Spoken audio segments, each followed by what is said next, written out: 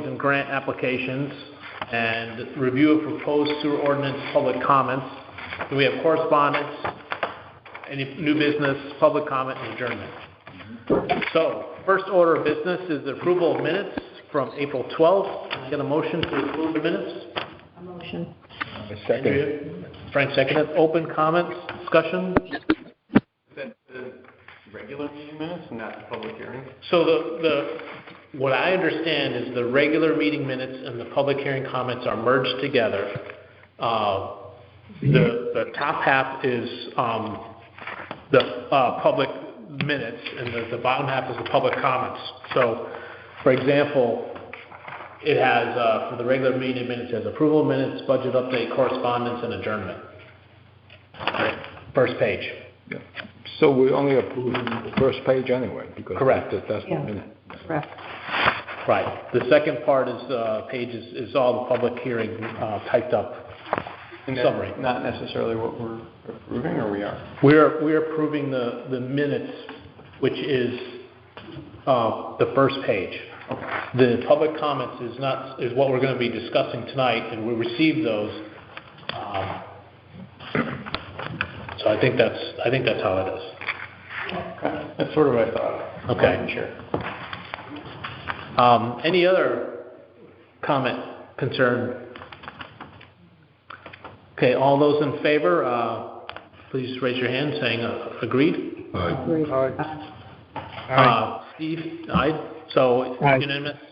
Any opposed? Okay, motion carried, unanimous. For the record, we're going to try and use Steve Tsunami on the conference call phone. If that works, we may have technical problems. So we're going to go with if it works, if it can, and if it doesn't, we might adjust the notes. Okay, so the next thing is the budget update, and I got a sheet from Steve Tsunami that said we had some engineering invoices of $550.38 that were approved and submitted for payment.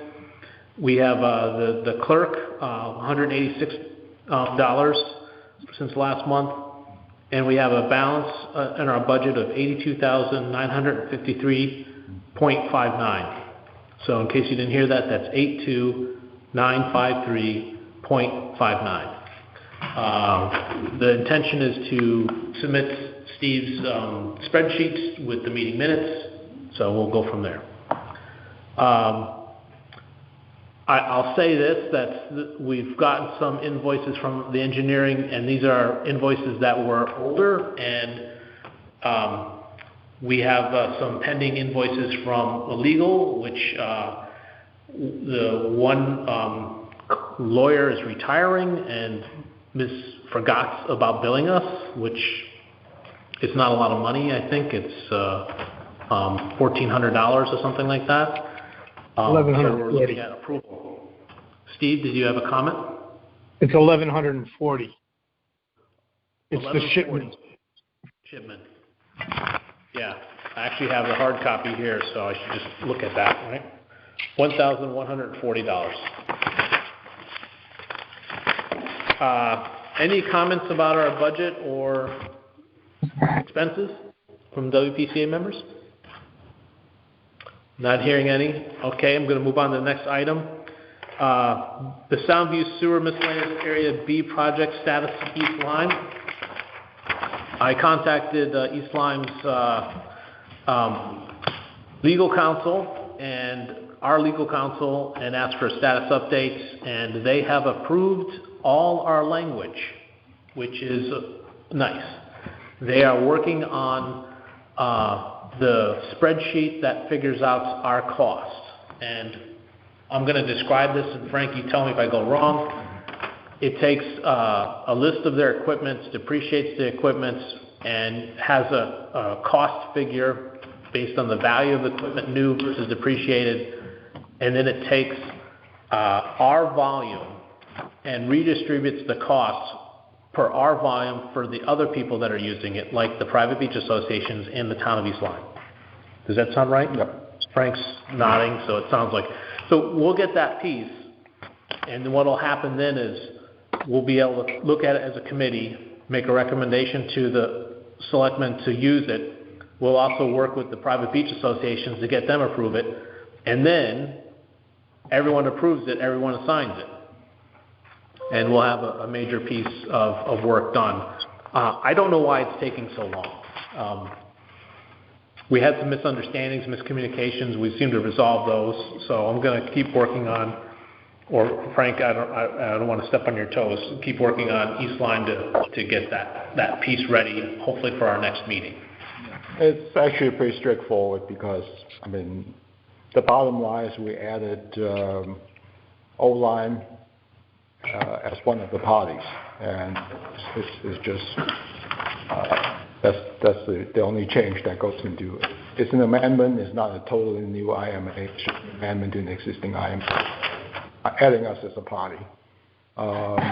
With us joining, it increases the denominator, both this Public Beach Association and us end up paying a lower cost because the infrastructure cost is the same. We just have more people to split it. Frank's good with math. So just a question. Yeah, sure. Frank's got a question. So the total cost would then be apportioned based on percentage of flow? Based on percentage of the current EDU numbers. We own 270 EDUs, and the Beach Association together is by 658, I think, something like 606. 606. So the denominator is like 606 plus 270. So I think it's actually the flow, though. Hmm? I think it's 50,000 gallons versus 120,000 gallons. It's equates to, no, you're correct. Yeah. It's our share is 50,000. Their share is 120, so the denominator is now 170K. Our numerator is 50,000. So in both cases, we end up paying less because the infrastructure cost, capital investment cost would be the same. So it is flow and not. It is capacity purchase of flow. It's the purchase flow, not the actual flow. Okay, gotcha. Yeah. Sorry. Thank you. Yeah. No, it's good to have a conversation to make sure we get it right. Any other comments about that part? Okay. Next item is the status of additional funding and grant applications. So we submitted an application to the town's council or committee that's going to evaluate requests for funding from the ARP, American Rescue Plan Act, and we submitted a request for $252,360. The purpose of this request was to help fund putting a pipe in the ground on 156. Even if the pipe goes in before the project is ready to go, for the advantage of getting the state to repave 156. And save the town $1 million of money. So the idea is if we don't do this, they pave the road, we come in a year later and dig up the road, and then we have to repave the road. So the idea is to help us defray that cost and to get it in the ground, even if we end up putting the pipe in and capping both ends and have to dig it up the caps at the other later. Now, this is a number of town entities or nonprofit organizations have submitted requests. I think the total amount of money is in the neighborhood of $2 million. So I have no idea where our request falls on the scale, and I don't really know how they're going to evaluate it, but the general purpose is to evaluate it fairly and see what benefits the town as a whole when they give out this funding. Before I move on to the next two, does anyone have any comments about this funding request? Okay. The next one is the Joe Courtney's office, the Infrastructure and Investment Jobs Act, where we submitted a state and tribal asset grant request. to Joe Kuttner's office, Christopher Murphy's office, and Richard Blumenthal's office for $14 million. This was for the cost-sharing agreements, shared assets, the pump station, the bioxide plants, the forced main, and the trunk. When we filled this out, we also had the cooperation of the private beach associations to figure this out, and a special thanks goes to Wood and Curran, who have a grant writer that's helped us write it and get it the right format and hopefully successful. There are many towns in the state of Connecticut that are requesting money. When we started out this grant application, we were told we were asking for more money than anyone else has ever asked for. And I think since then, when the applications and other news came out of other towns have put in for far more money. This money is going to be spent, in my view, and why not try to get some of the money to help defray the costs and make it more affordable for the town residents of Old Lyme. Before I go on, does anyone have any questions about that? I will say that we got an update on that we were told originally they were going to do the first round of acceptance April 25th. We didn't really believe that because it was 2 weeks after the application.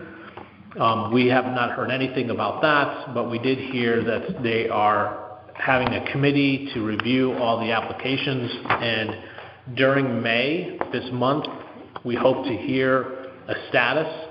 What I'm told from the grant writer is you don't get, they review once and you get a check. They review once and you go through another request for more information about the project. They evaluate it on the benefits for the state of Connecticut residents or certain goals. We submitted ours with the goal of protecting Long Island Sound and improving shoreline, and we hopefully will get some money for this. It's not all or nothing. Hopefully we will get some of this money. Now I'll move on to the last one. The last one is we requested the Connecticut Deep Department of Environmental Energy Protection for clean water funds to be the grant increased from 25% to 50%. What this is based on is there's a bipartisan infrastructure bill, what the state of Connecticut and DEEP is calling BIL, and this is using state revolving funds, SRF funds, that will be supplemented by federal money for projects like this, wastewater improvement. The issue with this one is the state of Connecticut has not yet defined how they're going to spend this money.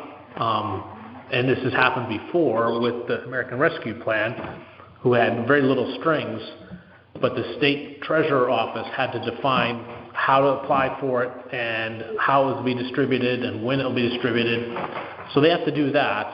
And talking with our representative, he thinks that it's unsure when it'll happen, and possibly by the end of the year we'll have a better understanding. So these grant applications they do ask if you're getting funding from someone else, but they don't exclude that you get funding based on other funding.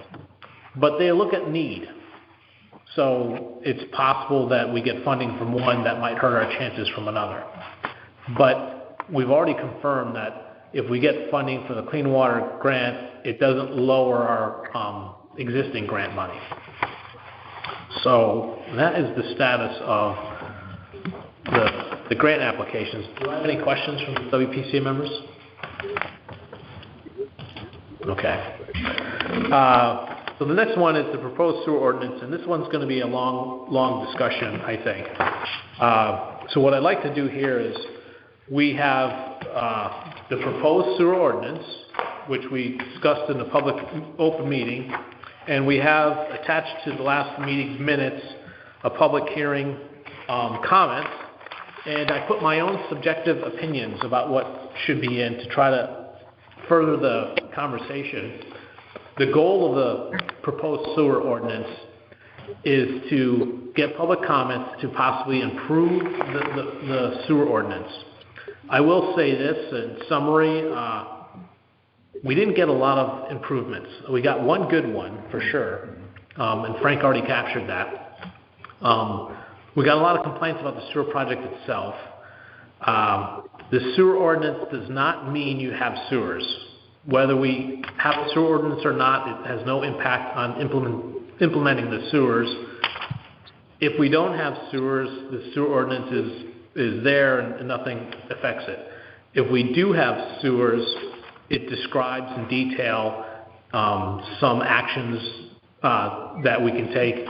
And I was talking to Andrea, who confirmed something for me as well, that a lot of the things in the sewer ordinance are already codified in the state statutes. So it's somewhat redundant, but our legal has advised us to do this, and the state of Connecticut's Department of Environmental Energy Protection has advised us to do this. They gave us the template to start with.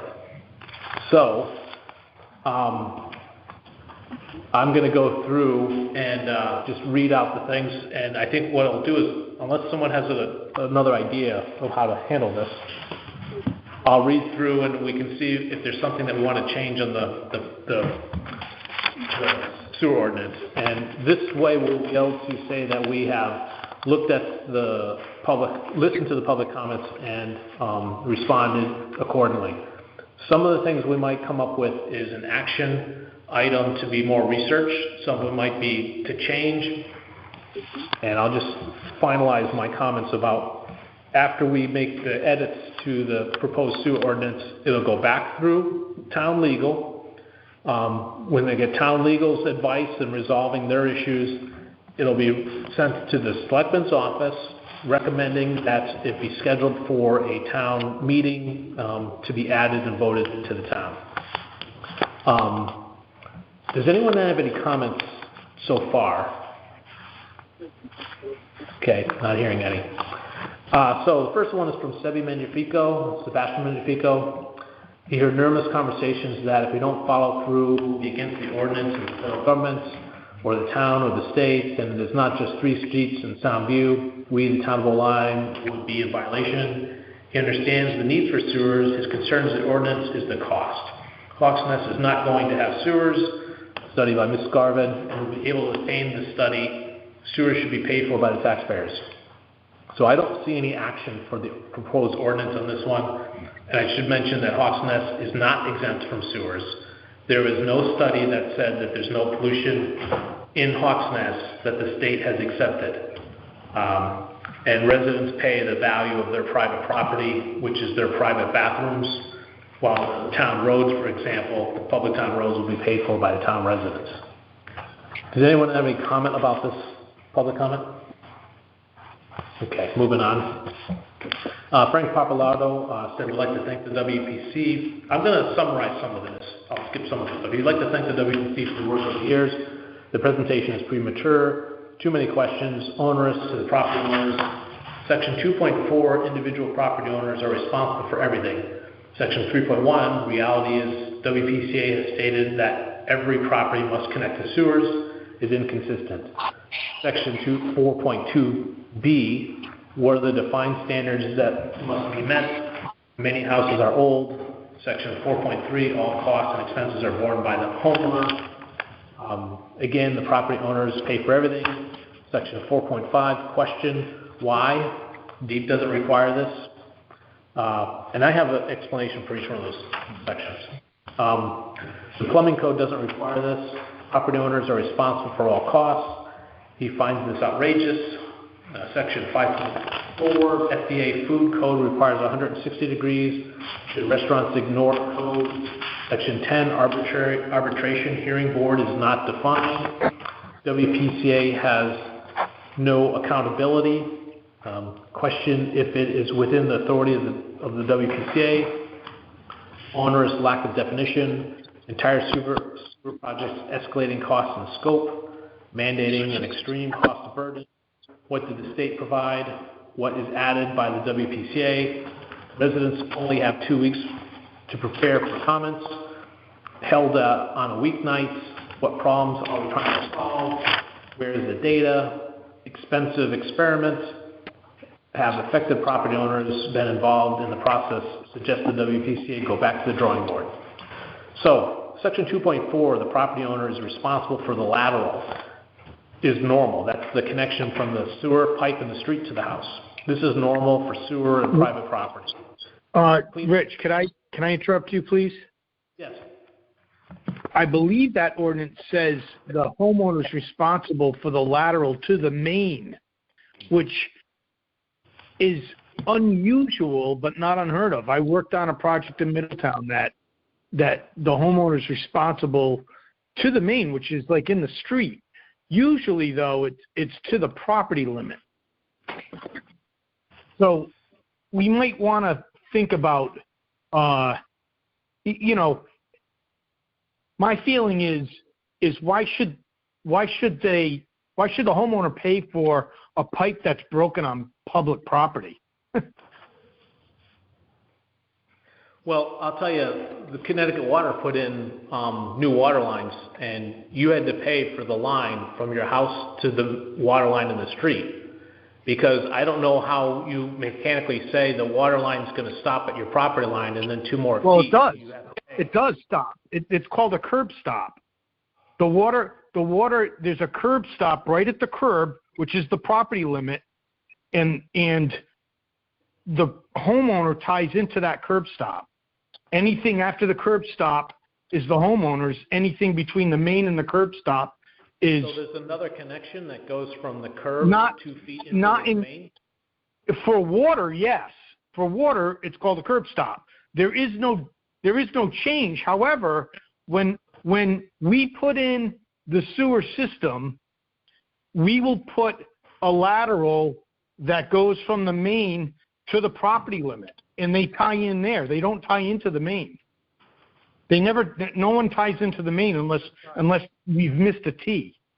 But the T's are planned out, and they're put in when the pipe goes, and then laterals are put from the main to the property limit. That's how every sewer I've ever installed is done. From there, the homeowner ties in to the lateral. So in general, they would normally be responsible from the property limit to their house. Yeah, Steve, as written, it doesn't preclude that option, because you define the sewer main as the part that includes the connection and the connection point. Well, I think I agree. You could define it that way, and that would be the end. So you'd have to change the definition of what the sewer main is, or you could edit that to say that the homeowner is responsible for everything from inside his property limits. Well, I heard just I want to. Dimitri said something, and so Dimitri, you want to go ahead and speak? Yes. When main line is installed, engineers design where the curb stop will be. And when main line is installed, they bring the line from the main line to the curb. So, and a homeowner, I did installation in Point Woods, so I know that thing.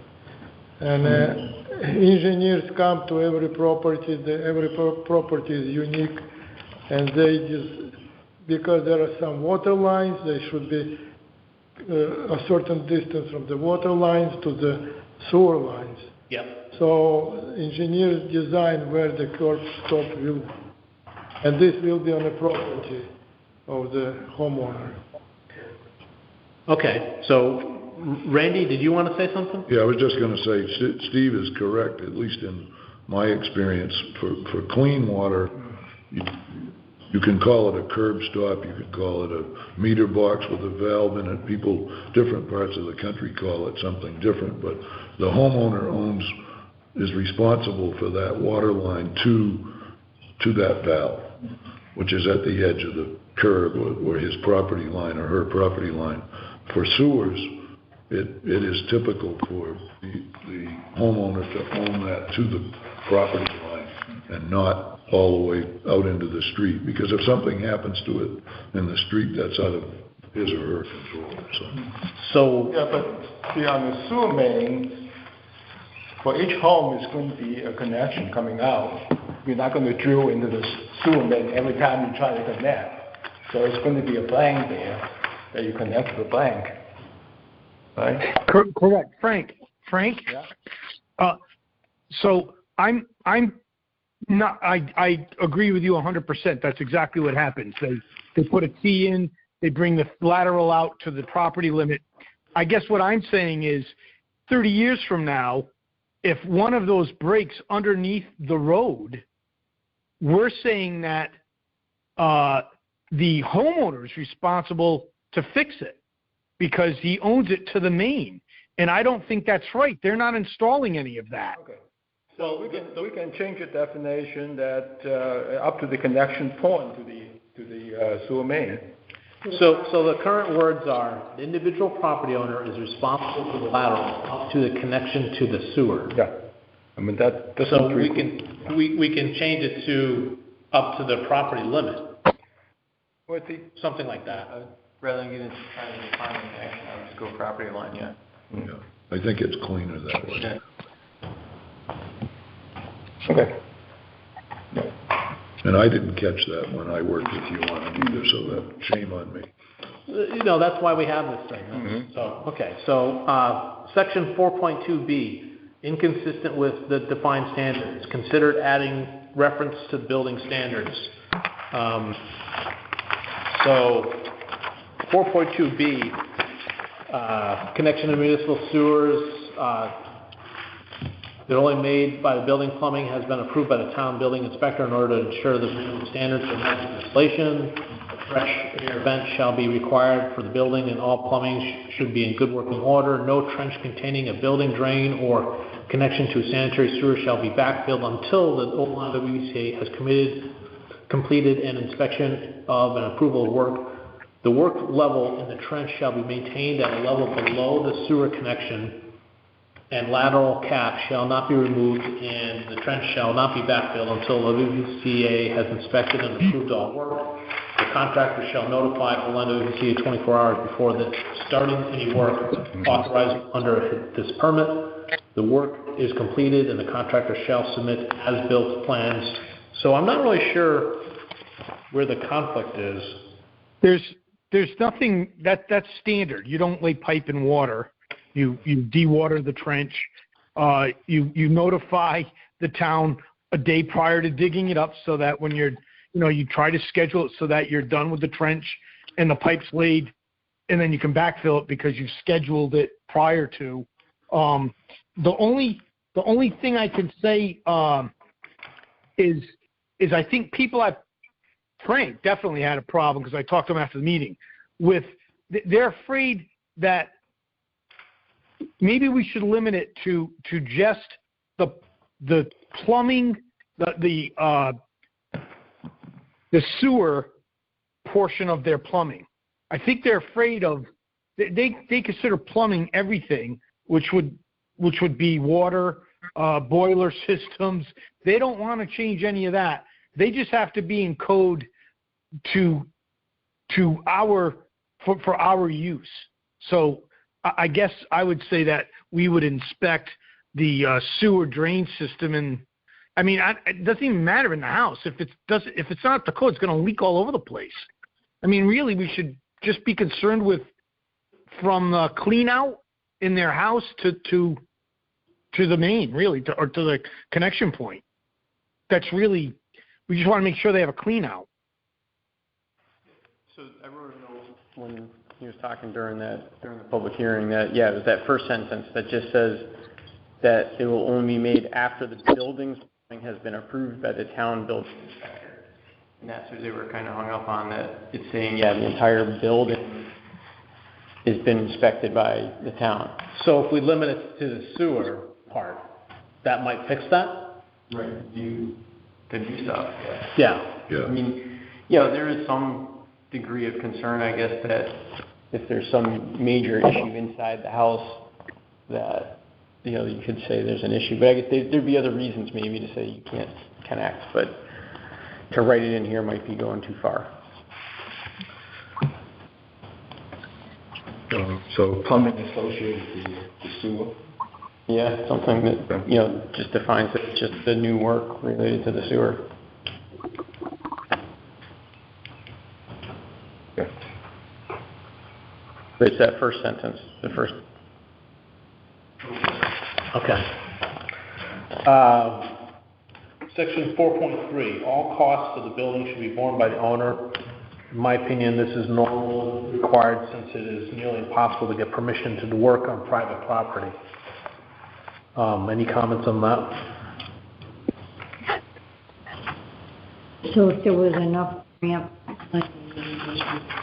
cost to the home, We'd reduce the cost of the infrastructure. that would still stand as a step. Yeah, they would, or do we want to get involved in the issue that was advised is if we start entering in private property and doing work there, we need permission to do that. For the grinders, right? Yeah, Right. I was going to say we should exempt that because we're going to be responsible for the grinder pumps. The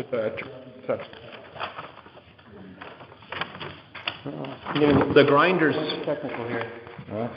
So it reads, all costs and expenses incidental to the installation and connection of the building sewer shall be borne by the owner. We're talking 4.3, right? Yes. So it just says building sewer. Building sewer is not actually defined in the definition. Building sewer lateral. Right. So should it be that they are all costs and incidental to the installation and connection of the building sewer lateral? Not a bad idea. And so then it limits it to the property line and all that good stuff, right? Makes sense. Okay.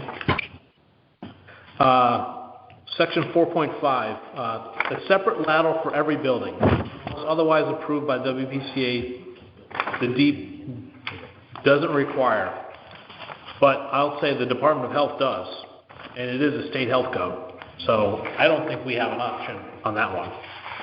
Well, the Department of Health doesn't necessarily require that either, because they have community septic systems. That was a big hang-up for this group during their comments, especially the gentleman with 2 small buildings that were like 250 square feet apiece, and Yep. they're going to have 2 laterals. Well, I know Connecticut Water has turned in people that had their water pipes connected to 2 different houses when they weren't supposed to. And we can research this again, but I was told that we can't do that. I didn't,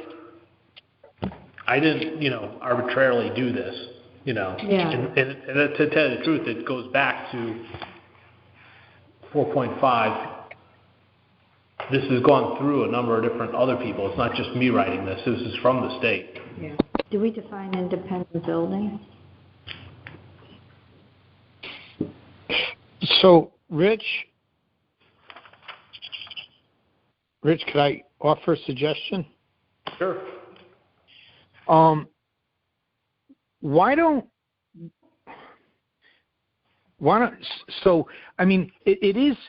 It is a little odd that you could have a building with 6 apartments that all leave the building in one sewer line. Granted, it wouldn't be a 6-inch, it would probably be like a 10-inch, but regardless, the pipe size is going to be different.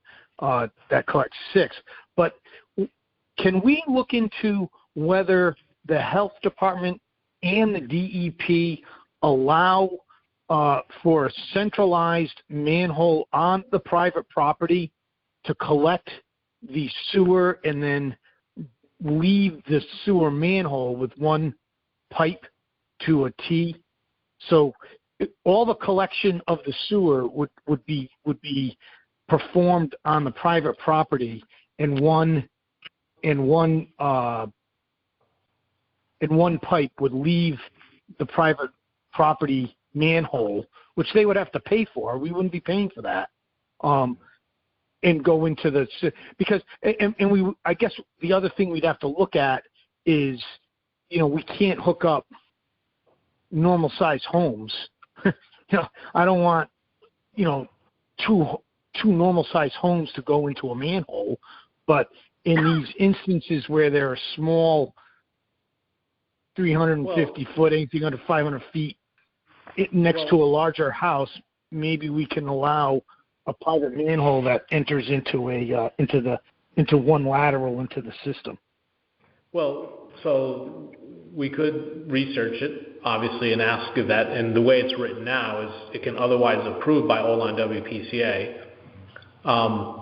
You mentioned that, it's odd that multifamily building has one pipe. Well, that's one building. That's not multiple buildings. Right. So that might be the technicality. We would then have to come up with some kind of rules based on that, so it is fair. Correct. Because someone I have 5 houses, or gardens, I have 50 houses. I'm just going to have one pipe. I'm just paying for one connection, and I don't think No, I understand. That's what I'm saying. I think that we have to limit this, what we consider a normal or a small building. So if it's 400 square feet or less, I don't know. I think that it's something. I think it's something worthwhile to look at. And I'll tell you what. If you'd like, I'll look into the code and come up with what I think is a fair cutoff. Well, look into the code to see if there's statute regulations. You can propose what's a possible solution and rules, but we're going to have to debate those. In the plumbing code 2021 already, they got new code. We have to follow, I think. So, do you have access to that code, Dimitri? I have a book, yeah. I have a new book, 2021. And I know before it was not allowed to combine together, but now I have to look because I haven't looked at this yet. Right. And I don't. The plumbing code requires one way, so I don't think we would have a right to change it. Okay, Dimitri, could you look at the code? Yeah, I have this book. I just received it 2 days Okay. ago. And what is that? The department? Well, it doesn't. If it's forbidden in one, we can't do it. International code, actually, plumbing code, international plumbing. Okay. So if it's against one of the two, we can't do it. If DEP allows it and the health department doesn't, we can't do that. I think we should take from this that WPCA can approve. I don't think we should have this description like that. Well, first off, let's go with research the requirements. Yeah. And we'll get approval. We'll ask the Department of Health Ledgelight for their comment. We'll ask the DEEP. We have those comments together. We may need to have this or otherwise approved, and then we have to define the rules for that so someone doesn't abuse it. Correct. This is what. So we have a plan, I think. Well, DEEP has jurisdiction over sewers and community. They do. They're the final approver. Right. But they defer to the Department of Health. Departments are over septics and. So if it's not allowed, we should take the clause out that says that we have, Well, approval. it doesn't resolve the problem, Steve. If we take the clause out and we still have some houses get connected and some aren't, we have to come up with rules. Yeah. No. What I'm saying is, if it's not allowed, Rich, if the DEP does not allow it, then we should not say in the sentence that or approval by the WPCA, because we can't override. Yeah. But I think the answer here is we find out what the rules are and who has jurisdiction. And if either of them say you can't do it, you can't do it. Quite from a practical standpoint, if you gave somebody the option of running 2 lines to or 3 lines from 3 buildings to a manhole, it's going to cost them more money than it is to run the bloody lateral anyway. So, but, Well, remember, this also triggers the cost of the connection fee Right. and the cost of the infrastructure. So you get two small houses are paying $15,000 per house, and now you add those two houses together, and then maybe it's the same amount of money. Maybe it's not, maybe it's May I less. explain why it was not permitted before? It was explanation for that. That if two houses close in one T, and one house giving trouble some kind, so the second house will not be able to drain either. This was explanation. I was teaching this course, so And that's where, Condos with multiple units in their one building. condos in one. I don't know if the condos are fair comparison. Well, they're not because it's one building. manhole. If there's a manhole installed, then you Well, can get we're not the going to joint. solve it here. Okay, So we're gonna let's- research it. let's- Already okay. started research it, so. So we got a plan for that. It's in my head. Frank, it's in your head what the Yeah. plan is? Okay, so you'll keep me honest. I understand. Okay, Homework. so moving on, and Well, the other wait, comments on this- Rich, Yes. are we gonna assign that to Dimitri to get the code? Dimitri's gonna give us a summary of the code, maybe snag a picture of it. I'll bring the books. Okay, well, if you can take a picture of it, send it to Steve, All right. and I will ask the Department of Health and DEEP, what their take is. And we'll submit that in the pre-planning for the next meeting. Okay. And then we'll either revise the language or we won't. Right. So, Well, we'll have the information to make the next step. right. Right. Okay. Okay, thank you. So moving on, section 5.4, potential sewer discharge of 150 degrees versus FDA required 160 degrees limit, check for conflicts, was my suggestion. I don't know if it's really applicable, to tell you the truth. I don't know of restaurants, the FDA requires sewer effluent leaving to be that hot. So I guess we can research that. Is the question that they're required to hit 160 degrees to wash dishes or whatever it is? Yeah. So if that same temperature material is going through their dishwasher and then leaving in the sewer, it is exceeding the 150. Let me explain to you about restaurants, plumbing code. I connected Morton House to the sewer 25 years ago. And the septic was converted to the grease trap. I did converted septic to the grease trap. Right, and that's not And right. discharge from restaurant directly to the sewer line. Right. You have to go through the grease trap. This is a grease trap. Whatever restaurants we have in this town would be needed to do that too. Because you cannot, because restaurant get a lot of grease. Some violate it and they just dump it in the sewer. Yeah. So the grease trap is for that reason is needed. So the problem we have is the FDA may say one figure, and I think this 150 degrees is a sewer requirement. Yeah, but Rich, Movement on. by the time the effluent goes through the grease trap, it's cooled down far below 10 degrees. I completely agree with you. That's even if it's not a grease trap, getting Right. From a house building, like from a shower down to the septic tank line, it's going through a yard. I think it's cooling down. But I don't know where the 150 degrees came from. Yeah, that came from DEP's template. I didn't change it. For the same reason the Department of Health wants the dishwashers at 160 degrees to kill bacteria is the reason that they want it lower than 150 degrees because they don't want to kill all the bacteria because that's what digests the. Well, I thought So- it also might not help the plumbing. Maybe it does. Maybe it doesn't matter temperature. I It's don't know. PVC. But yes, reality is that at the point of discharge, it's not exceeding 150 degrees. Right. Correct. So do we want to research this or just accept it as a conflict? I'll ask the, This was in the.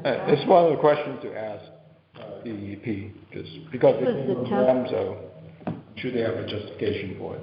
Okay. Yeah, Frank, this was in the template, correct? Yeah, this is. And the came from commissioner here is the deep commissioner? Hmm? The commissioner referenced in this. Yeah, that's the deep commission, defined in the section 2. Okay, so Frank, you're going to take that action item. Thank you. Section 10, arbitrary hearing board is not defined. Consider defining the detail and comparing to other hearing boards in the assessment. It is right, but I don't know if you defined in your ordinance the hearing board, but maybe we do, I don't know. And we've seen other things where they define like this committee, number of members and that kind of thing. Don't we have some sort of hearing board that falls under WPCA? We do. We have an existing hearing board for people, well, for if people object to fines given to them. And can that be referenced in some way? Yeah, I guess. Whoever that is. Whatever they do. I mean, it's not going to be people, it's going to be positions. Yeah, it's positions and in the meeting, you know, should a problem come up, the hearing board will be assembled. Well, there's also a question It's like about 3 members. Conflict of interest, because you guys are already imposing this on us, so it shouldn't be on the hearing board. I think we can have the ethics committee weigh in on that. So I don't know if that's traditionally the WPCA hearing board is not WPCA members. I don't think it's populated right now. No. I think the people that were in it moved to Florida, didn't come back. Well, I mean, you can say the hearing board shall be appointed by. But we have a hearing board. We have a hearing board now, is Rob's point. Why would we reinvent the wheel, right? Yeah, just somehow reference that same board, or Yeah. reference elsewhere. Right. I'm with you. Okay. I don't see the need to duplicate it. The other comments about this lack of time to prepare and adequate legal time is given, I think that we can move on. So the next one was Daniel Tricario. Well, actually, it's not 2 weeks when the comments period is open for a month. Yes, it was open for a month, and this is not to accept sewers. Sewers were already accepted in 2019 with a referendum. This is for the proposed sewer ordinance. And it was not voted on in that meeting. It was preparing for public comment, which will be voted at a townwide meeting at a later time. And it's normal, but not everybody understands the process, because who does until they experience this. Daniel Tricario said, regarding section 4.5, nowhere does it give the homeowner a chance to contradict the WPCA on sewer laterals. He has 2 small cottages on 1 lot. He paid for engineering septic system. He met all necessary requirements. WPCA has consistently disregarded his comments and proposed 2 sewer laterals, never finished guidelines on what the EDU is. Many years composed this ordinance.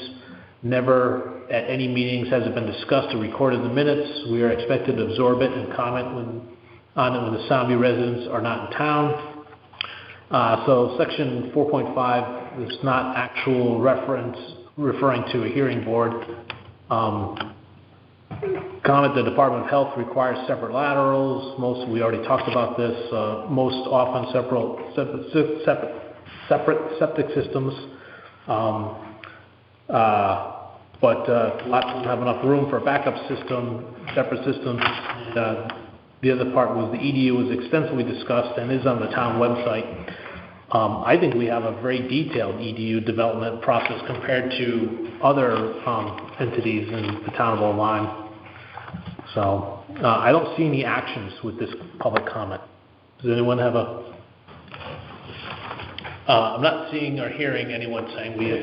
And just that one that starts with talking about the section 4.5, and does it give, and talks about 2 houses. I mean, we'll refer back to our response to Frank's comment on 4.5, no? Well, 4.5 is the sewer lateral shall be provided for every building except otherwise approved. So that part we've already discussed. Is that what you mean, Rob? Yeah, we can refer back to Frank Papalardo's comment on 4.5. Okay. Cheers for that.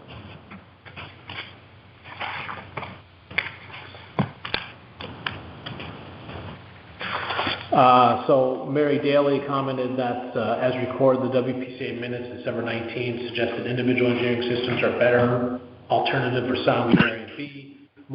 This multi-million-dollar proposal uses antiquated technology, expensive, deep, recognizes a long list of engineering systems. Last week she heard from Geometrics that the average cost is $25,000. No long-term maintenance, user fees, no dependency on New London or East Line, no abandonment of wells. Sewers are not the most cost-effective long-term solution. Old Line does not want to use clean water funds. Look at sewer ordinances in Westbrook and Old Saybrook that were crafted with deep. They do not support sewers. They support engineering systems.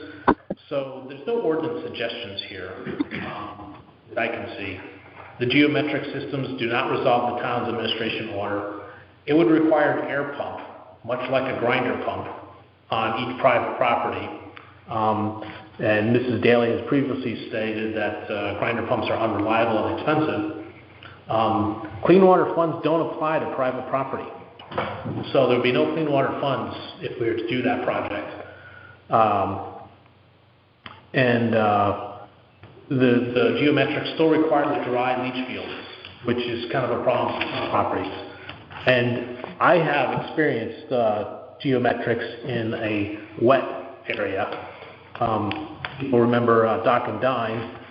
You go there on a rainy day, their parking lot was bubbling because they had that kind of system, and it's bubbling up leach field water with rainwater. Not exactly nice. And it also is the definition of a septic system failure when they have subsurface breakout. So it's not all that's cracked up to be. And it doesn't resolve the issues of abandoning private wells, because the private wells still have to have a minimum spacing. And Old Saybrook is not able to apply geometrics in all areas, and they are putting in sewers. Any other? I don't see any actions with this one, so I'm going to move on. You might want to refer to the 2018. The referendum for sewers? Yeah. Rich, Yes. would Carlos or would the DEP ever, in writing, say that a geomatrix or other alternative septic systems for every house down at Soundview would be unacceptable? Let me turn that question around, and I can answer it with more affirmative. If we went to the state and said we want to use geometrics for every house, they would not accept that plan. Right, that's the problem. They might accept it for one house, but they won't accept it for all of them, because you run into the same. I mean, where's it going to go? The lot size is too small for. Well, the geometric system is a system that increases the efficiency of the leach field by pumping air into it in the middle of the night. So you can have less leach field area, so you don't have the overlap, but you still have a lot there. It doesn't work if it's wet. You end up bubbling up air and you get a subsurface, so technically the Department of Health can then say, okay, thank you for installing the system. I see a subsurface breakout. You have to abandon your leach field. Gotcha. All right, so. I don't believe that. Say it isn't germane to the discussion on the ordinance. It's not. So It's not. Let's stay on track. But I think you No, have a point. It's not, but it's. You're not going to get Carlos to say, Okay, so we can let's do not. it. You're going to get Carlos to say, you can't do it for every house. But you also get Carlos to say, yes, geometric works in some areas. All right, so maybe we can't get that, but maybe we should address this more formally, I guess is my point. Mary brings this up every meeting. She says we don't listen. We actually are listening. She's not listening to us. stating that it won't work here. But maybe we should formulate a reply to this concern to try to inform people of why this won't work. Because she seems to have quite a bit of people saying, yeah, let's do it. And when we say it won't work, they just say, oh, you're not trying. So I don't know what we have to do. Well, the DEEP already has spoken by approving the IE. Oh, that's not the answer. Actually, back when we did the studies that were done that led up to the referendum, there may be some information in there that actually says this. Well, that was one of the considerations. It was Right, that's what I'm saying, that it was considered. It was considered, and it was discounted as unreliable and expensive. So we may have the answer already in Well, the document. with Mary, I've responded to her by email, and it's been in past correspondence, and talked to her verbally, and she keeps bringing it up. Yeah. And she keeps promoting the idea, so. Right, and I think it's... She knows our opinion about it. Well, let's stay on focus on what changes are necessary for the ordinance. Well, So, Frank, I'm sorry to sideline this, Frank. I know there's not much left that there's actionable items on, but in this case, I think this is a major problem for our WPCA, is that someone is out there promoting something that won't work, and when we say it won't work, everyone says, you don't even try. And public perception, my feeling that public perception of the WPCA at that meeting was not very good. I don't think they trust us. I don't think that they think we have their best interests in mind. I think they think that we just want sewers. And I think it's something that as a WPCA we should address.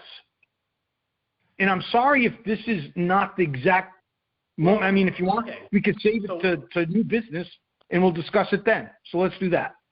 okay, but I think you've discussed it. I think it's an idea that we should consider. So moving on. Anthony? But it is a response to her, and if the response... Rich has responded. I've responded repeatedly. So it's not like she hasn't got a response. She has got a response. But putting it on like our frequently asked questions, put it on the town website, there's a lot of great information. All the questions on the town website, all the questions asked are on the town website. Yeah. But Geometrics, a brand name, has not been added. So the response from this conversation is not only for Mary, but it was for all the people in the room that she's got their ear. The other last month. Mm-hmm. So moving on, Anthony Zema, proposed ordinance passes its current state. Could property owners be monetarily penalized into bankruptcy and or their property confiscated by the town or state if unable or unwilling to comply? If yes, which entity is the enforcement authority which would claim the fines and forfeit assets? Town of Lyme, State of Connecticut. If no, do we have assurance that penalties will be stricken? Pertains to Section 3 and Section 8. I don't see any ordinance change in this. There is in there discussion about fines. I think the fines are normal and customary to enact compliance. I think it's out of our scope to talk about people that don't pay their taxes and, you know, what happens with that. I was going to move on unless someone wants to comment more. I don't know. Does it deserve a little bit of a response that says the WPCA is not going to be taking people's houses, but I don't know, in a more legal fashion? But WPCA has no authority to say anything like that. Yeah, we can't confiscate. We might be able to do a fine, but that's about it. Right, just a lien that goes somewhere. No, that's incorrect, Rich. Yeah. We can put a lien. We can put a lien on the property. No, The WPCA could put a lien on the property. I thought the town had to put a lien on the property for failure to pay taxes No. or fines. The WPCA will be a separate entity that has all the rights of the town. It's a pretty powerful group after the system goes in. and they have a right to collect their money. It's self-funding. It's a self-funding entity. And as a self-funding entity, they have a right to put liens on property. I don't know if that's true. All right. Are you sure about that? I mean, And I guess the question Am I sure? I'm 99.9% sure. I've only said that I thought the WPCA could put a fine, and if someone doesn't pay the fine, that it's a town debt, and the town can decide to put a lien or not the WPCA. But we can research it, and ultimately we're talking about putting a response to this. I think you're right, the town should do that, not the WPCA. Yeah, the essence of that comment is fear and needing reassurance that, that person obviously is fearful that something's going to happen to their property. So, I mean, the essence of the response is reassurance. What's the response? So if you don't pay your fees or taxes, we're not going to do anything? No, no. I mean, we're bound by laws and rules and regulations too. I mean, we're trying to get this to be we have the same rules that he has for that person. So we should get, I think, legal response to it that just says, we may place a lien on people's houses. We're not going to ultimately be taking houses for these fees. But I can take an action item of asking our legal counsel. Okay. And I prefer that I talk to legal counsel so we coordinate the effort and we don't get duplicate questions. Right. Pay twice. Yeah. Okay. And then Rich, could you ask him to also, since you're going to talk to him, I think the best way to answer it is in a nebulous way by saying, we will enforce our rights according to the law. I mean, we're not going to break the law. We're going to do everything within the law to collect fees and such. I mean, you don't have to actually say we can put liens on the property. I mean, let them look at. I mean, we should know if we can. I'm pretty sure the question was. So I'm going to ask. I'm not going to tell the legal what to do. I'm going to tell the legal, here's the question we had. Can you respond and get a response, written response, and we'll put it in the file and we can use it up in our frequently asked questions. All right, that's good. Thank you. So Rick Jones said the entire ordinance is a result of the process which is flawed from the very beginning. The state of Connecticut has no business doing what they're trying to do. Don't pollute in Hawk's Nest. Impose an arbitrary will of the government on a limited group of people is hideous. Shouldn't even be here tonight. Should have more than half a day to look at it. Designed to take place when most residents affected by this are not present. The ordinance should be considered null and void and rejected by the WPCA. I don't see any suggestions to change the public ordinance on this one. And again, Hawks Nest is not found to not have pollution. It's not exempt from sewers. Any comments on this one? No.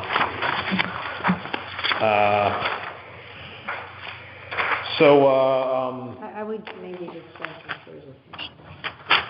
I thanked everyone for the opinions while they were here. Yeah, they didn't always appreciate it, but residents, I don't know the name, it's just listed as resident. Properties on Portland Ave, from the beginning, asked WPCA to consider engineering septic systems. Ordinance puts all the burden on the cost and the compliance of the homeowner. Town is not responsible for anything, including when sewage backs up into people's homes. Grinder pumps fail, cannot hold town liable, even if due to the town's negligence, unconscionable. So this is, I don't see any public sewer change in this. I would say that there is some town negligence. Line breaks in the street, the town owns it.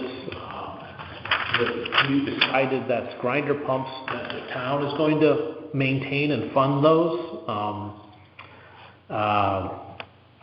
common misunderstanding about engineering systems do mean that they comply. We can't go to the state and said, we're going to put in engineering systems that sound due and therefore the administration order will be abated, because the engineering systems are a compromise. They don't meet the current technical standards with a backup system. And it's about land, a volume of land. If there was an easier solution, we would have used that. So I don't see any other comments unless I see anyone. I don't see anyone.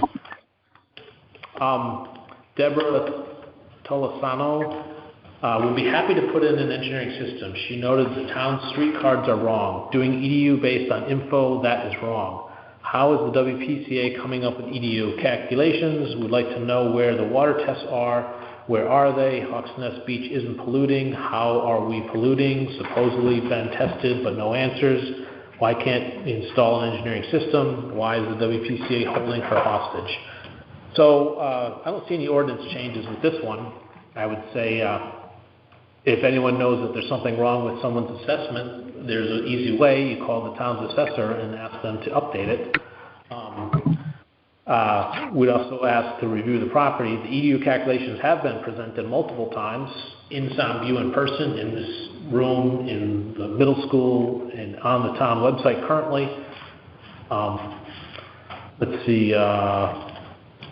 The town's website also has testing data that's been reviewed, or Soundview, as well as the preliminary Hawks Nest test data. But the Deep decided that there's a community problem with Soundview. They had an administration order, and all the neighboring communities, beach associations around it, also have an order in place. So that's where the sewer referendum was decided in 2019. This does not decide if we have sewers or not. And Hawks Nest is not pollution-free. And engineering systems, as previously described, aren't the complete solution. Moving on. Anthony Senna, question, if hookup is optional in section 3.1, question why White Sands Beach is not included. So I don't see an ordinance change, and 3.1, I forget what 3.1 is. Rich? Yes? On the hookup, the hookup may be optional, but the hookup fee has to be paid. I don't believe it's optional. If we designate a sewer district and designate houses to hook up, they can either hook up or they can lose their certificate of occupancy, right? They could lose their what? Their certificate of occupancy. If you get an order that says you have to hook up, you have to abandon your septic system, and it's got to be reasonable. And I think that's where the word. If you have an order, but what if you just put in a brand new septic system that's going to last 30 years? I don't think you put a brand new septic system in, and it's going to last 30 years, and it's in an area that's a sewer district that requires you. So you could petition the WPCA to exempt you, and the WPCA would have to exempt it based on some kind of standards, like it is a big enough land space that has enough for a backup, so it meets the B100A technical standards. Okay, so they don't have to hook up, but everyone will have to pay the hookup fee up front. That's what I'm saying. I don't think the administration order is going to be resolved by saying people pay money and don't hook up. I think the administration order gets resolved when people hook up. I mean, what's the point? If you just pay money and don't hook up, then... Well, you don't have to pay the plumber. You don't have to pay to hook up from your house to the street. Are you saying that the state would say it's okay, you can pay money, but you don't have to hook up, you can still have a septic system? Some municipalities have done that, but I'm saying that there could be several compliant septic systems that I don't think you can force people to hook up. Maybe I'm wrong. I don't know that. I mean, I'm a contractor, but I've been to homes that have been in a neighborhood for years with sewer that their septic system fails, and they hired me to hook them up to the system after their septic system failed, not at the time the sewer was installed. So are you proposing we change the ordinance here? I'm just saying that in this That we don't have to force them. in this circumstance, we are relying on hookup fees for every single house in Sound View, whether they hook up or not. And so, for us as a financial thing, and I guess it doesn't matter because there aren't many houses down there. So if it's 5 houses, it would be $35,000 out of $8 million. So I guess it really doesn't matter. So Well, I guess it doesn't matter. But I don't think you force someone to hook up that has a functioning, compliant septic system. And the people have said that have come in and complained about sewers that they have an engineered, functioning, compliant septic system. So I guess we'll get a bill for $8 million and no one will hook up. That's what you're suggesting. Yeah. Well, I'm saying that they still have to pay the rest of the residents of Old Lyme might not like how we act. I'm saying that they still have to pay the hookup fee, regardless of whether they hook up. The hookup fee They have to pay it. is one part of it. The benefit assessment. Are you saying the whole structure? No, they have to pay the benefit assessment. They have to pay everything. They still have to pay whatever anyone else I think pays. we're getting into an academic discussion because I don't really. I think the I don't language is agree. because it says may. It does. It says So the town's designated sewer district may, at reasonable discretion of the town of Old Lyme, WPCA, may require any such house or building to be connected to the WPCA sewage system, and that the connection shall be made at the sole expense of the owners in accordance with the provisions of this ordinance. So there might be some houses that make a compelling case that they do not have to connect, and I don't have an example of that right now, but I don't think the majority of houses would be able to make that, because I don't either. Houses generally are right, and that's why not because the majority you're going to have to connect. yeah. So Right, the minority. right. The minority, there's a minority that won't. All I'm saying is there anywhere in this ordinance, and I don't think there is, that says that regardless of whether you hook up or not, whether we give you, whether the WPCA says your septic system is okay, they still have to pay the hookup. They still have to pay the hookup fee. They have to pay all the other fees that everyone else has to pay. The only fee that they're not getting relieved or that they are getting. Are you saying we should revise the ordinance to say that you have to pay but you don't have to hook up? Well, actually. No, I'm saying that every person has to pay the hookup fee once completion of the sewer system is completed. Once installation of the sewer system is completed. Whether they hook up or not, they still have to pay for it. You want to make a change to paragraph 3.1? Give me the changes. Maybe we should leave it the way it is, because I'm thinking of the example of the man who has the two 250 square foot houses on one land. So what, in that situation, Steve, he hooks up to one house, but he doesn't hook the other house.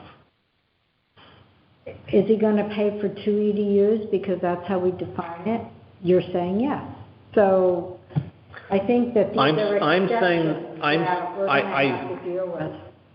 So why don't we list this? Just leave it the Steve, way it is. you can propose an ordinance change to Frank on that All right. section. It says may. I mean, there's a loop. Okay. Let's okay. I know, I understand the ordinance. I'm referring now more to financing. Yeah, and I'm thinking that was defined at the time of the referendum. There was a lot of talk about the requirements of fees to be paid, And I don't know that it ties into the ordinance, or if it's more like a referendum and how the project actually plays out. Well, Whatever. I mean, this one doesn't address any fees. Right. Because the other one, some regulations that will come later will address how the fees would be applied. Yeah. Because this Okay. one actually address any It financial. says cost. This is specifically about designating houses to connect. So I would think that if the house is connecting, it has to pay. If the pipe goes by the house and they get an exemption that they're going by, they might have to pay a portion, a different rate. And I think maybe Dimitri, you had experience with this in some other property where you didn't connect, but to preserve the option to connect, you got charged Well, it a fee. happened in East Lyme. My house was missed on a drawing. And they came to the cul-de-sac, they didn't see the house because it was a 420 feet driveway going, they couldn't see the house. They missed it on the drawing. Then I found out that I cannot connect to the sewer without a grinder pump because they started high and they dropped 200 feet away from my house, down 10 feet. They could drop it in the start. So my system couldn't work. So I went to the court. Court decided that I don't have to hook up to the sewer, but I have to pay for the sewer. Because that house could be connected to the sewer with the pump. So you didn't have to connect up, but you had to pay. I did not You have to connect. pay. I paid full amount of money during this 20 years. So back to the original thing, Steve, recommend some changes to Frank, and let's move on. Okay. Got it? Sure. So the next one, Sandy Garvin said, doing battle for 11 years, remarks made tonight about Hawks Nest doesn't have pollution. If they have pollution, they want to know about it, about where not granted extra testing. At the time, 2011, we were a sewer borders community. How do we get to sewers? Where is the proof data? Hugh Jacobson to testing twice a year for 10 years, no action taken during that time. What pushed this to sewers? She did go to the deep and spoke to Carlson and Mr. Question Mark. Tests done, discussions with environmentalists, met with Ruth Pendergast and former First Selectman Bonnie Reemsnyder, and mentioned engineering systems. They did not want to hear. With all the obstructions, why still pushing the train up a hill? Deep said that there's not enough data in Hawks Nest Beach. They required the town to put in test wells, stopped after 2 years, no analysis was given. She wants to be part of the solution. State of Connecticut Department of Health and DEEP have different definitions of pollution.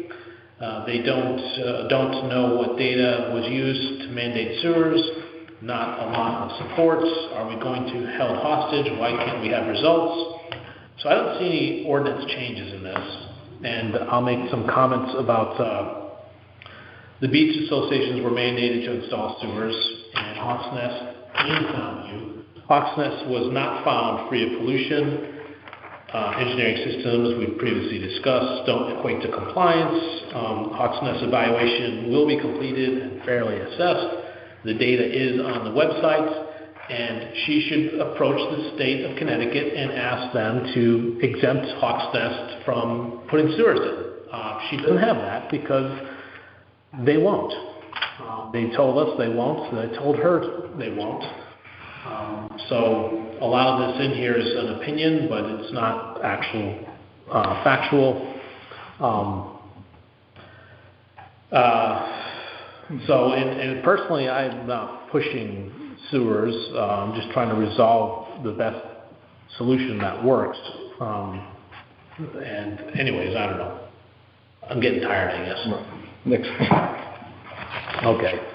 Next one, when sewer ordinance goes up for a vote, why is the entire town allowed to vote on it when they, the property owners, are the only people who have to pay for it? No sewer ordinance changing this, and yes, the entire town votes, which is part of the democratic society and process. I'm going to move on to the next one because I don't see any ordinance changes on that one.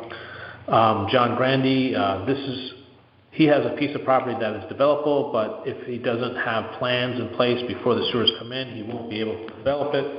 He has been paying taxes on property for 20 years. He is against sewers, at least the concept of not being able to develop house he has. The septic system is not polluting. It's up to date. So he's got a vacant lot that's got a septic system. That's interesting. I don't know if he meant that. So I don't see any ordinance changes with this, and I explained during the meeting that if it's a buildable lot, and there's not many, that he will be allowed to build a house and connect to sewers. He will likely have to pay a fee, kind of like as Dimitri described, to connect to sewers in the future, you have to pay for the infrastructure. The sewer ends the benefit to the lot, so the lot is now has a utility that it did not have before. So I don't know if everyone heard that. Frank just said, and I'll paraphrase, the vacant lot, when it gets a sewer, it has a benefit of the utility, so that's why he would benefit and he would pay some part. I got that right. Okay. Can I back up to one comment about Sandy? I mean, she's pontificating over and over again how she doesn't have any evidence of solution. Might be a good time to take that data that we've done, all those testing sites, and I'm not sure. Could you speak up so we could hear you? You can use your microphone. Hi. You got to turn it on, though. Can you hear me now? No, because I don't want people to complain that they can't hear you. If it's something small, Who's here? we're recording this. Oh, okay. So it's not the first meeting that Sandy really is now starting to pontificate about how she has no pollution, and there's, she's starting to really kind of stir up, this belief that, if you take a walk down Hawk's Nest, out of all the beaches, it doesn't take much to figure that out. So is there some way we can put a report together, yay or nay, and just come up with, we've talked about this before, pay a professional to put a report together. I know the data is available, but actually give a professional opinion on the data. We have that as a plan. It's on hold while we handle the sewer right now. I know, but it keeps coming up. We did these, a year ago? 2 years ago? I can't even remember. So, what's the headline? well, I'll tell you what. I'll start handing out more actions of the stuff that I'm doing every week, and everyone else can do some of the workload, and then maybe we can take on some more activity of that. That's fine. We might have to meet every week, but that's fine if we want to try and do that. I understand it's a lot of work. And if there's something, that we can help, I can help to move it forward. I mean, it is coming up a lot. Just a comment. Okay. So Rob Breen, co-owner of Soundview Water Company, when Connecticut Water took over the obligation to complete the reconstruction of the water distribution system in Soundview Beach. 2015, 20 years later, the meeting, the subject was raised as to what was it going to take to get Connecticut Water Company to finish the job. Town under orders to sewer beaches. Private beach associations went ahead to establish their own sewer systems. We have to excavate streets in Soundview. Letters referenced by previous WPCA meetings were not about requesting sewers. Since 2015, Connecticut Water has finished the job. Cost of common infrastructure has been coming in much higher than anticipated. Groundwater studies at HNB, which I think is Hawks Nest Beach, have not shown evidence of pollution. Need to put brakes on the sewer process. No ordinance change. The pollution studies have not cleared Hawks Nest of pollution.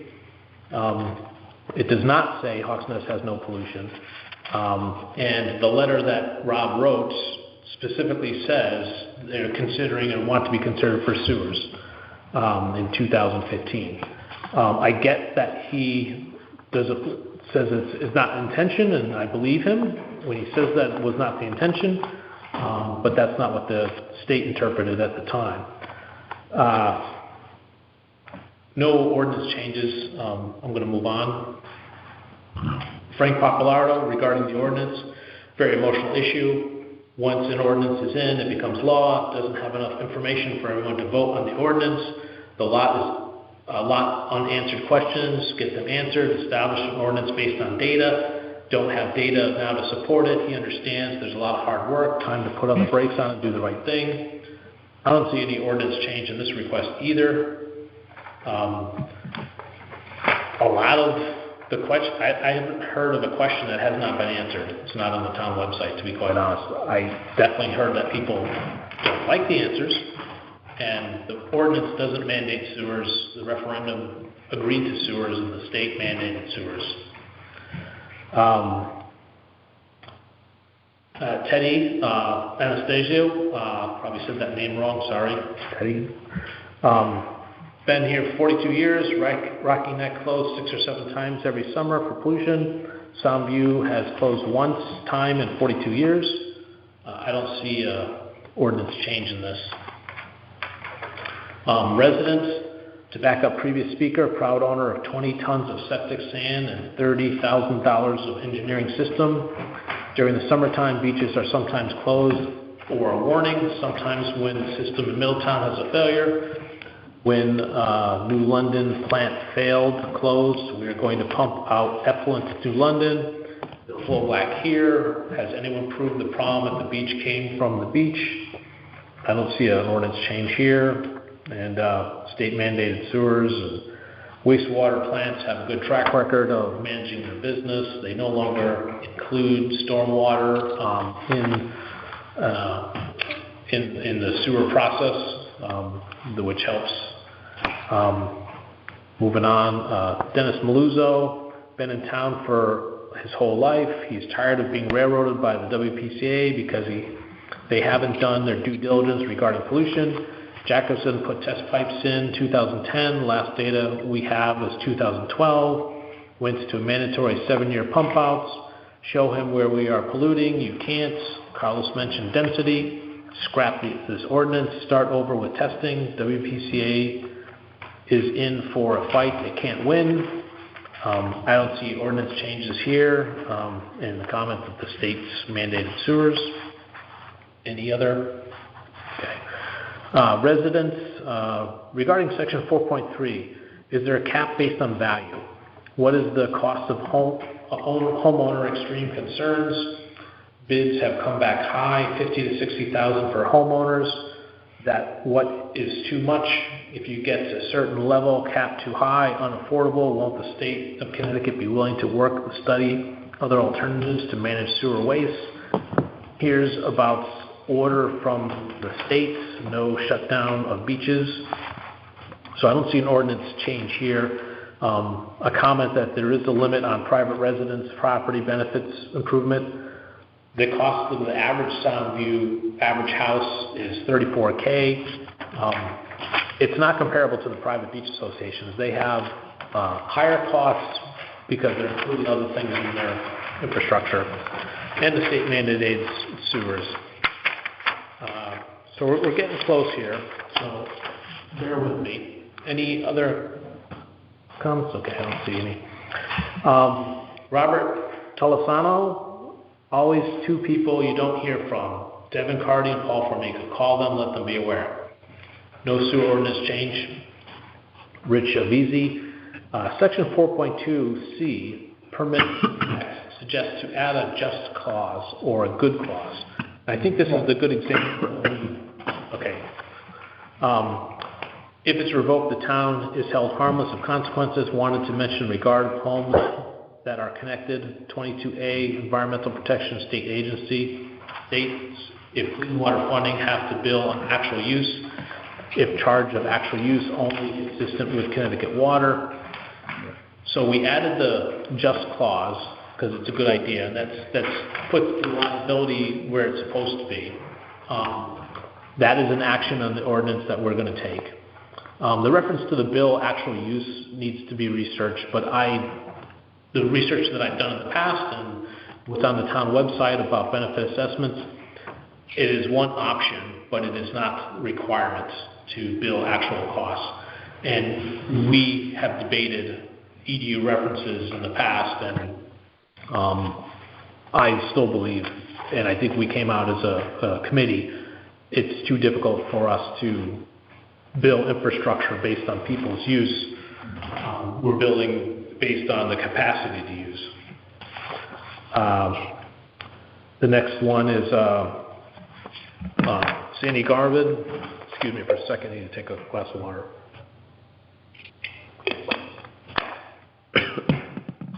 Came here tonight to come up with solutions, frustrated that there's only one direction, and that is sewers. Need to hear from experts that build alternate systems and impose ongoing sewer that never ends.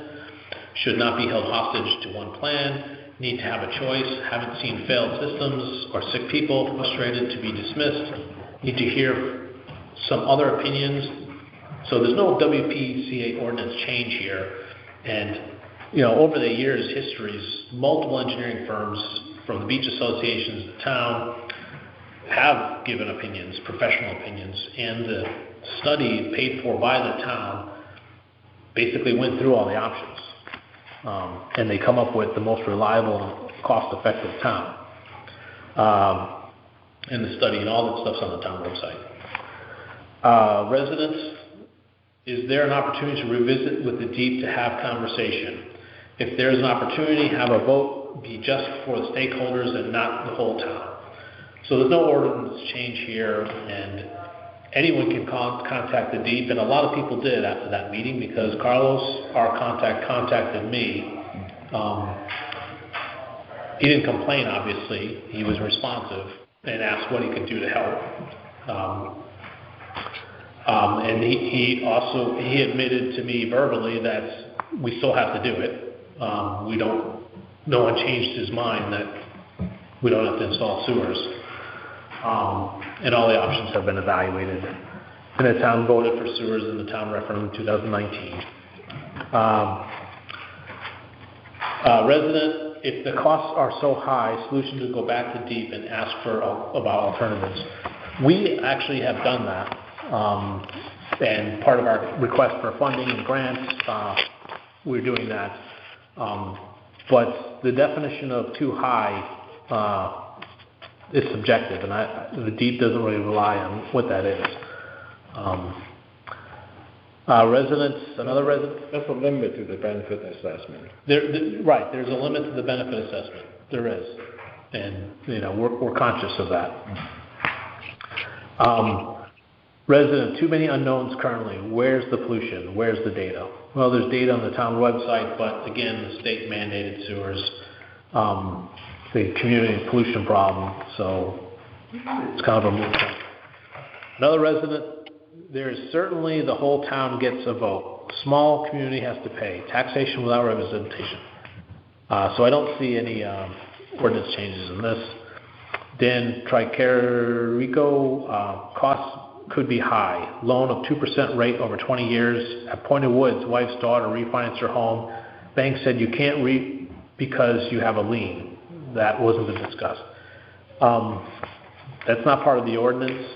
It is an interesting point. I'm not really sure, you know, what the details are of that, but it's something that I think would be interesting to find out. Rich, the lien is placed on the home by the Point of Woods WPCA. That's what that lien is, because they owe money. You got a point there. But I know beach associations can put liens on their property. So if Old Colony or Old Lyme Shores were like that, their WPCA is not putting a lien on the property owners. Their beach association board of governors is, because they have taxing authority, but the WPCA, well, the WPCA has taxing authority too. They can assess. So it's something we can research. I don't think it really changes anything, to tell you the truth, but okay. So Dennis Maluso, Mr. Grizzle stated ordinance goes to townwide vote. Does it supersede any ordinance in private beach associations? First Selectman Griswold is the father of of the town. He can solve this by having a referendum to vote. Then the town pays for everything except the pipe on his property. Then you solve the problem. The town has an affliction. I want sewers, I want swimming pool, I want it to be someone else's dime. You can get costs down, inflation doesn't go down. I don't see an ordinance change here. Frank, listing the ordinance section 4B has someone to come inspect the plumbing, living year-round at this residence for 3 years, get nervous when someone wants to come to the house to tell him that they think is good plumbing. As far as the sewers, the water table is tapped out. Implores the town to get the deep, and First Selectman Griswold and Senator Fumiko down here to come together on behalf of and find an alternative. Well, that was 30 years, not 3. Oh. No, you read it correctly. I read it incorrectly. Okay. Thank you. I don't see an ordinance change with this, but is there something to talk about with this one? 4B? No, that's the one we're going to change, the plumbing associated with the sewer. Okay. So we're already working on changing that, revising that. Okay. 4.2B? Yeah, I thought that was the wrong reference. No, 42B, yeah. Yeah, that's the one.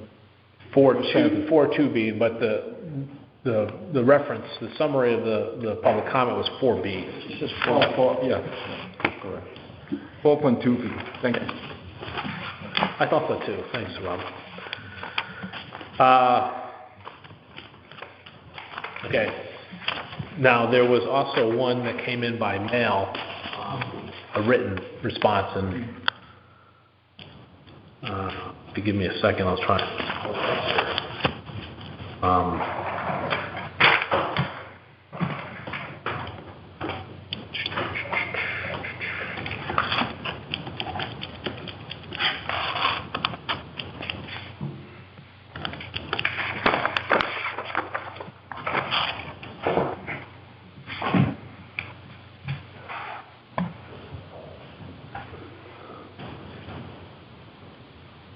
Okay, so I'm going to read Brian Cornell. So this is we did public comment, and then we offered people to send in their written response. We got one response. That was Brian Cornell, and it goes, please provide answers regarding the following issues in the May town meeting. What are now the next steps for a timeline regarding proposed sewer ordinance? So am I reading the right one? Please, what's the date on it? April 30th. Okay. It's just, okay, I'll read it and then you'll see my understanding why. So what are the next steps of the timeline regarding the proposed sewer ordinance? What actions planned for this coming Monday or Tuesday for the month of May? Is the ordinance on hold pending further funding approval?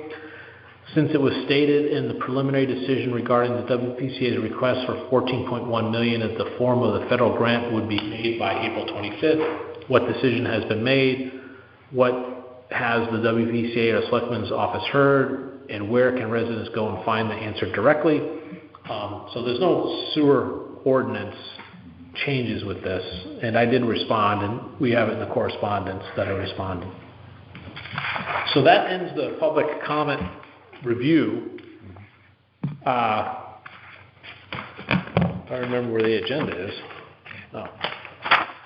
Final comments about the public comment on the sewer ordinance before I move on to the next item. Okay, so maybe propose that I'll maintain the master document, and so all answers come to me. Okay, so just to repeat what Frank said, Frank is going to maintain the master documents. All comments go to Frank. They do not copy all of us. Mm-hmm. They copy Frank and myself. If we copied all of us, that could be perceived as an unplanned meeting. We don't want to have that perception.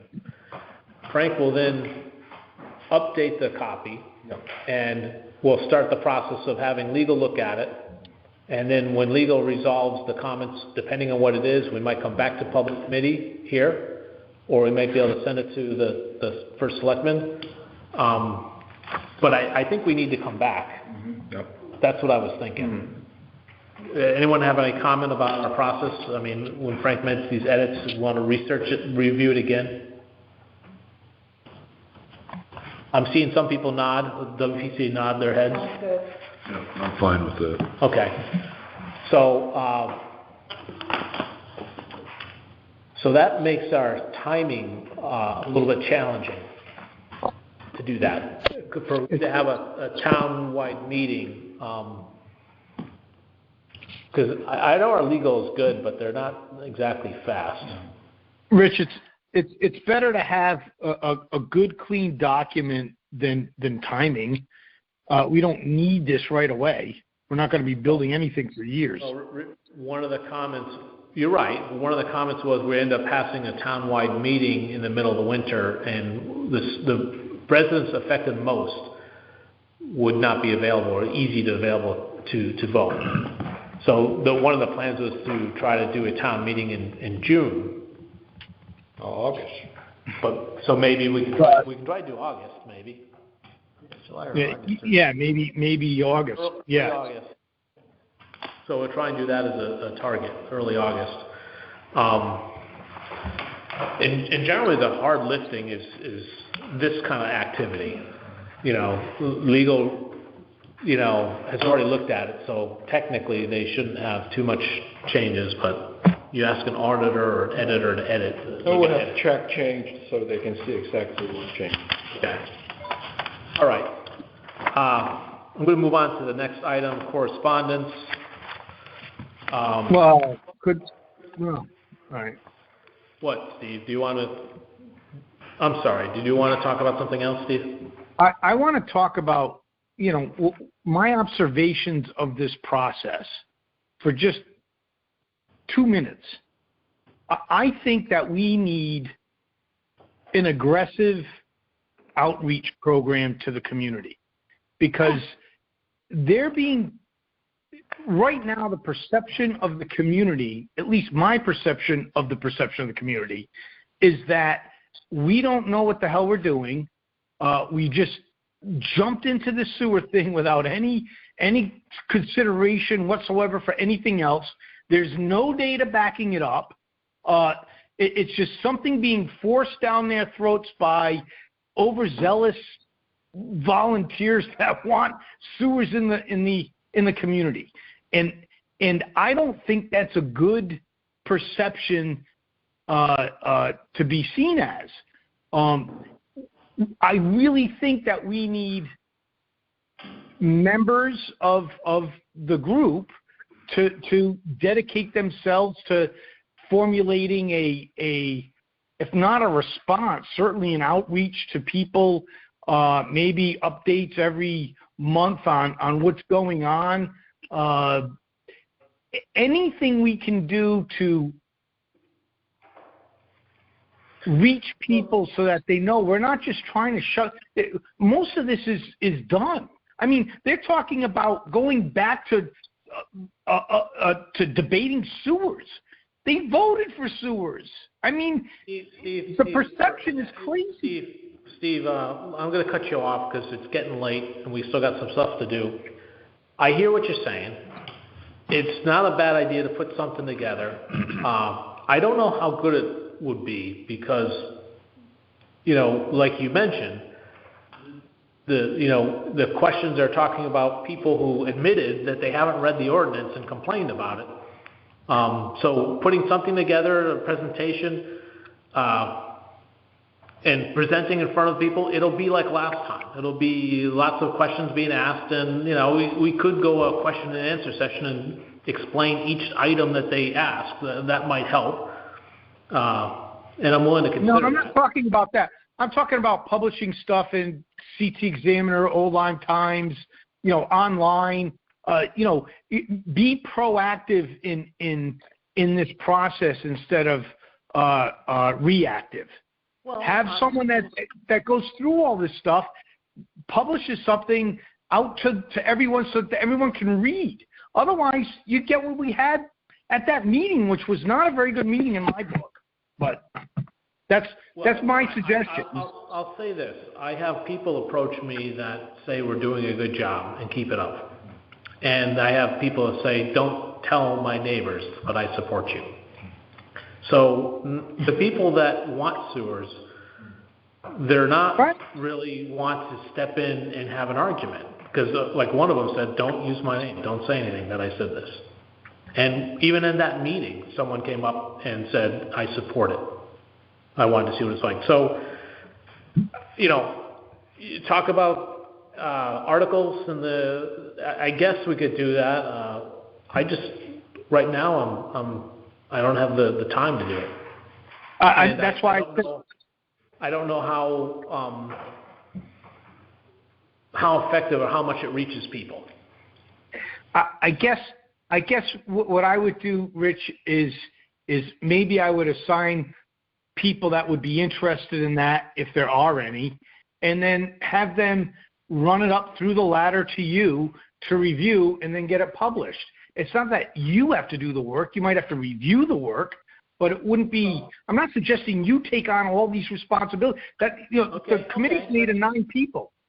This is a great idea. Steve, write an article and draft it to me. You got it. Excellent. I was going to go on to the next agenda item. Is that all right? Sure. Okay. Correspondence.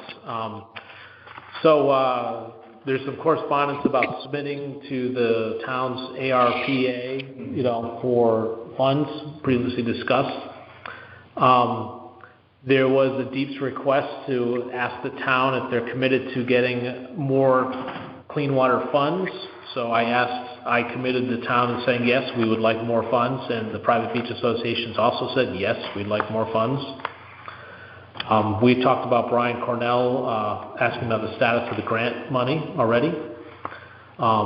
Mary Daly, her email said that I gave a broad character defamation of her, and I have to comment about that.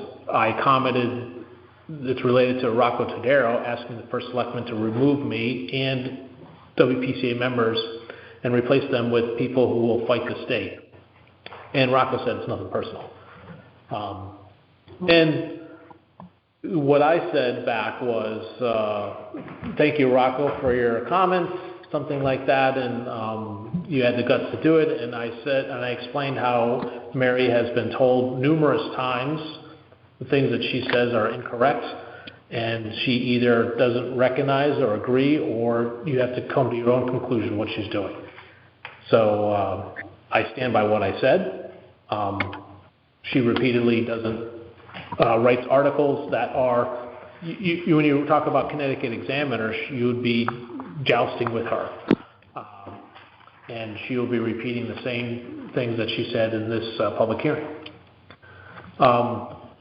And Carlos asked for a copy of the proposed sewer ordinance, which he gave us.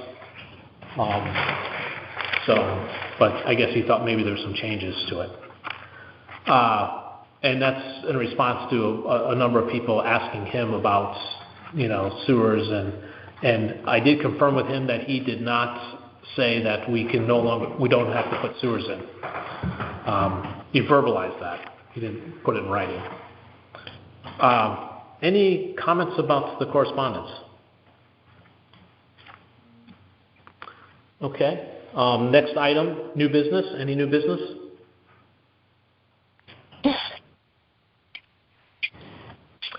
Not hearing any. Public comment. Would anyone in the public like to make a public comment? If you would, please state your name and you'll be recognized. I don't know if we have people online. We have one person in the audience here. Would anyone like to make a public comment? Dennis Maluso, 7 Portland Avenue. 2 things. The night in question, there was a statement that said that Old Saybrook is in litigation for sewers. Sewers are being installed in Old Saybrook. Pretty funny, the sanitarium in Old Saybrook, even in their WPCA mission statement, is adamant sewer avoidance. They've done everything to keep sewers out of town and aren't up there. We shouldn't be where we are without testing. You know that, I know that, Carlos knows that. What is the big deal about not doing Hawks Nest Beach and zombie testing for 1 year, 6 months? You pick the 6 months, you pick the 1 year. Get us the information. Be transparent. Don't just go along to go along. Question Carlos. He's not God. Neither is Ledgely. Ledgely takes their direction from the state health department.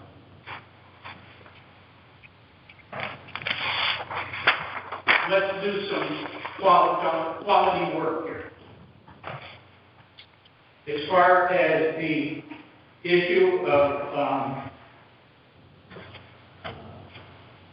engineered systems and things like that, I think everybody would be on the same bandwagon as most of the towns, the residents of Townview and miscellaneous area B, if they had just put in a brand new septic system and it's going across their front lawn in White Sands, or Jericho, or Browns Lane. Why? We didn't have testing. Or a Vine Street where the houses are on top of each other, or a Library Lane that already had septic problems. Don't segregate this section of town. It's not proper. And then the last thing is, I've seen that email regarding Mary Daly. And you were wrong. You were wrong. Just the way you're acting tonight, you were wrong. I'm all done. Thank you Hey, for I'm public. on the phone. I would like to make a comment, please. Who is this? Oh, this is Mary Daly. Mary Daly, you recognize? I'm sorry? Thank you. I didn't That's hear the whatever max second. volume. Oh, Okay, go ahead, well- Mary. Oh, thank you. In regard to timing for your sewer ordinance, wouldn't it be wiser to wait until you know where the money's going to come from, or if you're even going to ever have the money to build this system? Why pass an ordinance now? What is the hurry to do this part of it when you do not know for sure that you can build it? You do not have the money today. You may not have the money for years. So why do you need to pass an ordinance this summer on this subject? Secondly, what I heard tonight was still a lot of questions and doubt about engineered systems, because you didn't take the time or effort to call in engineered systems experts and explore that option. And maybe back in 2003 or 2019 or whenever, sewers were the cheaper option, but they aren't today. Obviously, the table's turned. Engineered systems run about $25K, 220 houses, you're done. No long-term contracts, no maintenance fees. Sewer systems, what are we at, 70,000 now per household? Come on, the table has turned. But the WPCA refuses to entertain anything except DEP demanded. I think if you went back to DEP and argued the same argument you made for White Sands, that this project is not cost affordable, is not cost effective, DEP would listen to alternatives like engineered systems. You just have to be willing to do that part of it. Thank you. Thank you for your comment. Anyone else like to make a public comment? Okay. End the public comment session. Again, engineered systems don't. So I'll tell you what. If you think that we could do some better system, call Carlos and ask him. Get Carlos to say you don't need the sewer. Sir, Simple it's as on that. their website. That they accept engineered systems is on the They do not DEP accept website. engineered systems.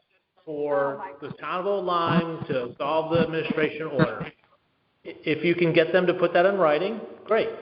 Just to clarify, engineered systems might be acceptable in some places. Alternative systems are not. Many of those properties down there, alternative systems, not just engineered systems. So, exactly. So Rob further clarified. I think everyone heard that engineered systems might work in some places. Alternative systems are not acceptable. But in general, we have not gotten any indication, any kind of relief from the DEEP that we can do something else. We did study this. They were all considered.